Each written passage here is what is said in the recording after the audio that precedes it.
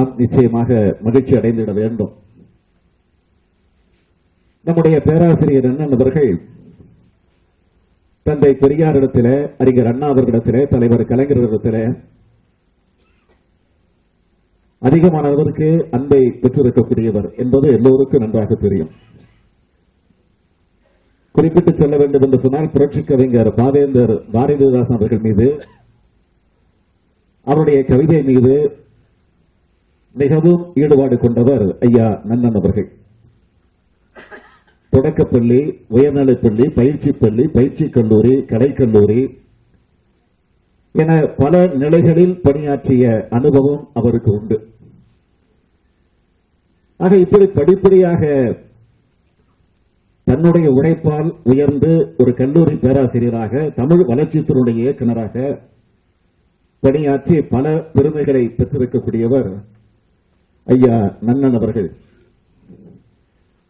ஆக அப்படிப்பட்டவர் இன்றும் நம்மை போன்ற இளைஞர்களுக்கு திராவிட இயக்க உணர்வுகளை ஊட்டி உணர்த்தி தமிழ் தொண்டை தொடர்ந்து அவர் இன்றளவும் ஆற்றிக் கொண்டிருக்கிறார். நான் அடிக்கடி அவரிடத்தில் பேசக்கூடிய வாய்ப்பை பெறுகிற போது, அவர் பயிற்சி பாசறை கூட்டங்களுக்காக பல மாவட்டங்களுக்கு நான் அவரை அழைத்து செல்லுகிற போது, நான் அவரிடத்தில் பல நேரங்களில் கேட்டது உண்டு, நீங்கள் நீண்ட நேரம் பேச இருக்கிறீர்கள், அமர்ந்தே பேசலாமே என்று கூட நான் கேட்கிற போது, இல்லை இல்லை, இந்த இளைஞர்களை பார்க்கிற போது, உன்னை பார்க்கிற போது, இந்த நிகழ்ச்சிக்கு வருகிற போது என்னுடைய வயது தானாக குறைந்து விடுகிறது, எனவே நான் உட்கார்ந்து பேச மாட்டேன், நின்றுதான் பேசுவேன் என்று சொல்லி அழுத்த திருத்தமாக அந்த உணர்வில் இருந்து அவர் ஆட்சி இருக்கக்கூடிய அந்த பணிகளை எல்லாம் நான் பல நேரங்களில் பார்த்தது உண்டு. தன்னுடைய வாழ்நாளில் இருக்கக்கூடிய பெரும் பகுதியை தமிழ் மொழிக்காக, அந்த தமிழ் மொழியை கற்பிப்பது, தமிழ் மொழியை வளர்ப்பது, தமிழில் இருக்கக்கூடிய அந்த பிழையை திருத்துவது, அந்த தமிழை செம்மைப்படுத்துவது போன்ற அரும்பணிகளில் தொடர்ந்து அவர் தன்னுடைய கடமையை அவர் ஆற்றிக் கொண்டிருக்கிறார். இந்த நூலினுடைய அணிந்துரையிலே நம்முடைய தலைவர் கலைஞர் அவர்கள் ஒன்றை மிக தெளிவாக குறிப்பிட்டு காட்டியிருக்கிறார்கள்.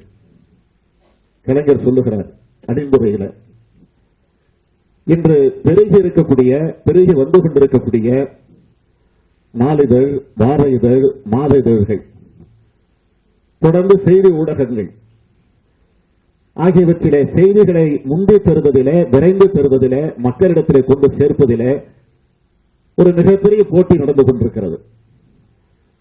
அப்படிப்பட்ட போட்டி நடைபெறுகிற போது அதன் விளைவாக தவறான சில சொல் வழக்குகள் அவற்றிலே இடம்பெற்று விடுகிறது. இத்தகைய நிகழ்வுகளில் ஏற்படக்கூடிய அந்த இடர்பாடுகளை களைந்து சரியான சொற்களை பயன்படுத்த வேண்டும் என்பது இன்றைய படைப்பாளிகளுக்கு மட்டுமல்ல, சாதாரண மக்களுக்கும் அது கடமையாக அமைந்திருக்கிறது. ஆக அதற்கு உதவக்கூடிய வகையில நம்முடைய பேராசிரியர் ஐயா நன்னன் அவருடைய இந்த நூல் நிச்சயமாக பயன்பட போகிறது என்பதை தலைவர் கலைஞர் அவர்கள் தன்னுடைய அறிவுரைகளை குறிப்பிட்டு காட்டியிருக்கிறார்கள். 1908 பக்கங்களை கொண்டு 2 தொகுதிகளை கொண்டிருக்கக்கூடிய இந்த நூலில 6652 சொற்களும் சொற்றொடர்களுக்கும் அவர் இந்த நூலில விளக்கம் தந்திருக்கிறார். அதில் 2 விளக்கங்களை நான் உங்களுக்கு சுட்டிக்காட்ட விரும்புகிறேன். ஒன்று, நம்முடைய பேரறிஞர் பெருந்தகை அறிஞர் அண்ணா அவர்கள் பல புதிய பழமொழிகளை எல்லாம் அன்றைக்கு உருவாக்கி தந்திருக்கிறார்கள். அதில் மிக மிக முக்கியமான ஒன்று, மாற்றான் தோட்டத்து மல்லிகைக்கும் மனம் உண்டு என்பது. நம் தோட்டத்து மல்லிகைக்கு மட்டுமே என்று எதிரியின் தோட்டத்தில் உள்ள மல்லிகைக்கு மனம் உண்டு என்பதுதான் அவர் கருதிய பொருளாக அமைந்தது. அதேபோல இந்தியாவுடைய பிரதமராக இருந்த ஜவஹர்லால் நேரு அவர்களை பற்றி அறிஞர் அண்ணா அவர்கள் குறிப்பிட்டு சொல்லுகிற போது, அவர் கட்டி முடிக்கப்பட்டிருக்கக்கூடிய கோபுரம் நான் கொட்டி கிடக்கின்ற செங்கல் என்று குறிப்பிட்டு சொன்னார். ஆக மாற்றான் தோட்டத்து மல்லிகைக்கு மனம் உண்டு எனும் அந்த கோட்பாடு அண்ணா உள்ளத்தில் எந்த அளவிற்கு 2 கலந்திருக்கிறது என்பதற்கு இது ஒரு எடுத்துக்காட்டாக விளங்கிக் கொண்டிருக்கிறது. அறிஞர் அண்ணா அவர்கள் மாற்றான் தோட்டத்து மல்லிகைக்கு மனம் உண்டுதான் என்று கூறினார். மாற்றான் தோட்டத்தில் இருக்கக்கூடிய காட்டாமணனுக்கும், வெள்ளாரூருக்கும், கனகாம்பரத்திற்கும் போன்ற பலவற்றுக்கு மனம் உண்டு என்று அண்ணா கூறவில்லை என்பதை நம்முடைய நூலாசிரியர் ஐயா நன்னன் அவர்கள் இந்த நூலில மிக தெளிவாக குறிப்பிட்டு காட்டியிருக்கிறார்கள். அதேபோல் இன்னொன்று, மழை பெய்யலாம், மழை பெய்யக்கூடும், அதையும் சொல்லியிருக்கிறார்.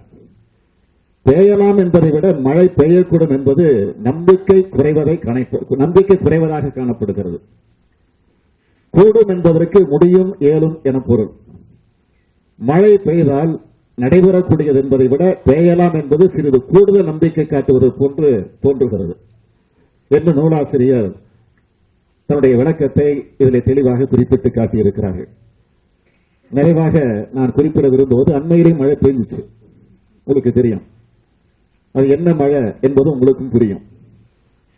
ஆக இதையே நான் இங்கே ஒரு உதாரணமாக, அது மட்டுமல்ல, நம்முடைய நூலாசிரியருக்கு ஒரு வேண்டுகோளாக எடுத்து வைக்க விரும்புகிறேன்.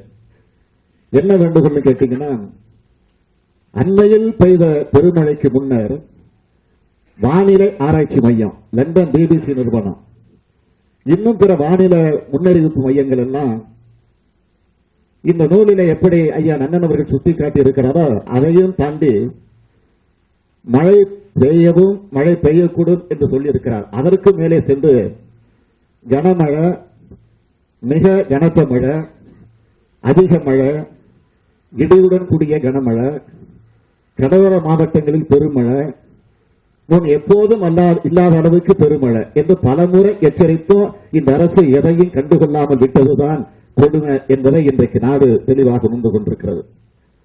செம்பரம்பாக்கம் ஏரியை முறையாக திறந்து விடாத காரணத்தால் உயிரிழப்புகள், உடைமை இழப்புகள் எல்லாம் ஏற்பட்டது என்பது உங்களுக்கு தெரியும். இதற்கெல்லாம் இந்த அரசுதான் முழு பொறுப்பை ஏற்றுக்கொள்ள வேண்டும் என்பதை நாடு நன்றாக உணர்ந்து கொண்டிருக்கிறது.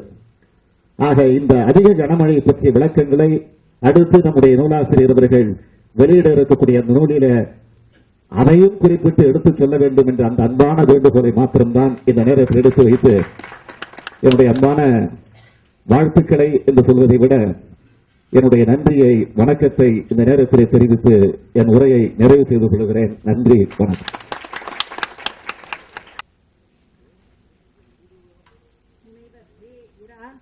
சம்பத் அவர்களை பற்றிய குறிப்புகள்.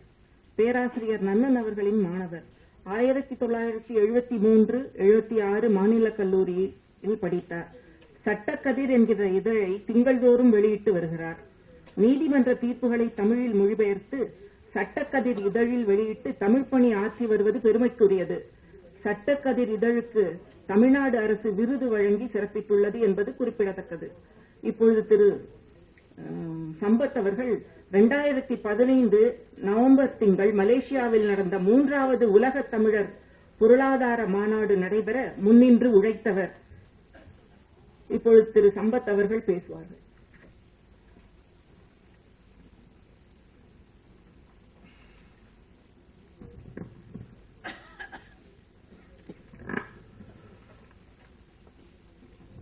நல்ல உரைநடை எழுத வேண்டுமா என்கிற ஒரு சிறப்பான தொகுப்பு நூலை வெளியிட்டு இந்த நிகழ்ச்சியினுடைய ஆசிரியராக வழங்கிக் கொண்டிருக்கிற எனது தமிழாசிரியர், மரியாதைக்குரிய பேராசிரியர் நன்னன் அவர்களே, இந்த முதல் நூலினை பெற்று இங்கே அமர்ந்திருக்கின்ற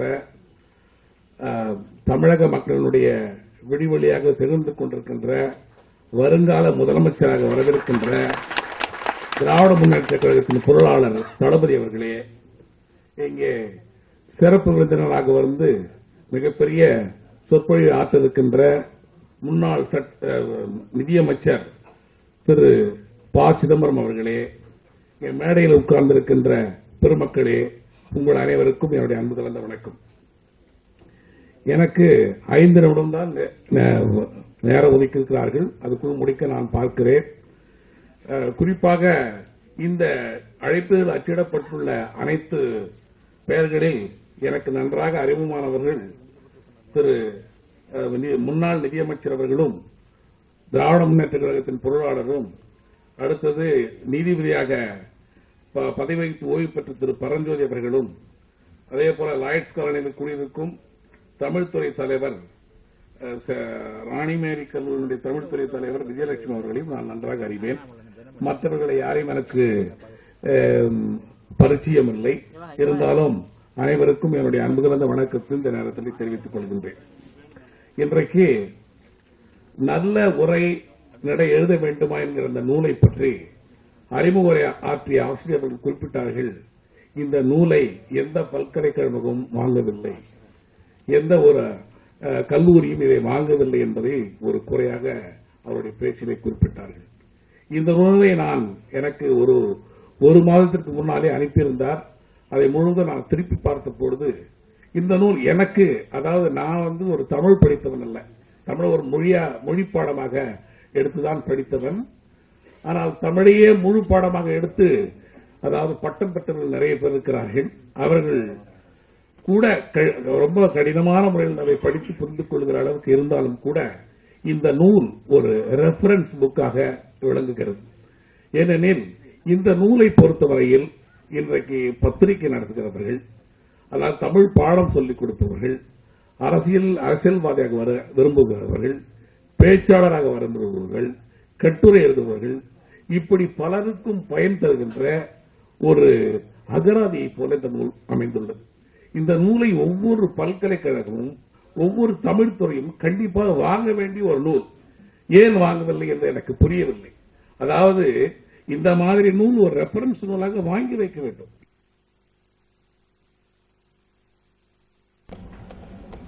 இந்த தமிழ் மொழி வளர்ச்சியில் நாம் கடந்த ஒரு 40 ஆண்டு காலமாக, அதாவது சுதந்திரத்துக்கு பின்னால் ஒவ்வொரு அரசும் எப்படியெல்லாம் தமிழ் வளர்ச்சியில் ஈடுபட்டிருக்கின்றன என்பதை ஒரு பின்னோட்டமாக பார்த்தால் அதற்கு காரணம் தமிழ் வளர்ச்சி என்பது ஏதோ கட்டுரை எழுதுவது, கவிதை எழுதுவது என்று மட்டும் அல்லாமல் இன்றைக்கு வளர்ந்து வருகின்ற கணினி உலகத்தில் தமிழை வளர்ச்சி செய்வதற்கு பல்வேறு முக்கிய பணிகளை செய்ய வேண்டியவர்களாக நாம் இருக்கின்றோம். அந்த வகையில் இன்றைக்கு இங்கு வந்திருக்கின்ற முன்னாள் நிதியமைச்சர் திரு ப. சிதம்பரம் அவர்கள் அரசியலிருந்து ஒதுங்குகிற நேரத்தில் அல்லது அரசியல் தீவிரமாக இல்லாத நேரங்களில் தமிழ் பணியில் ஈடுபடுகிறார்கள் என்பது ஒரு மகிழ்ச்சிக்குரிய செய்தியாக இந்த நேரத்தில் நான் குறிப்பிட விரும்புகிறேன். அதே போல நீங்கள் 1900 அரசாங்கம் 1998 ஒரு மிகப்பெரிய பணியை ஆரம்பித்திருக்கிறது.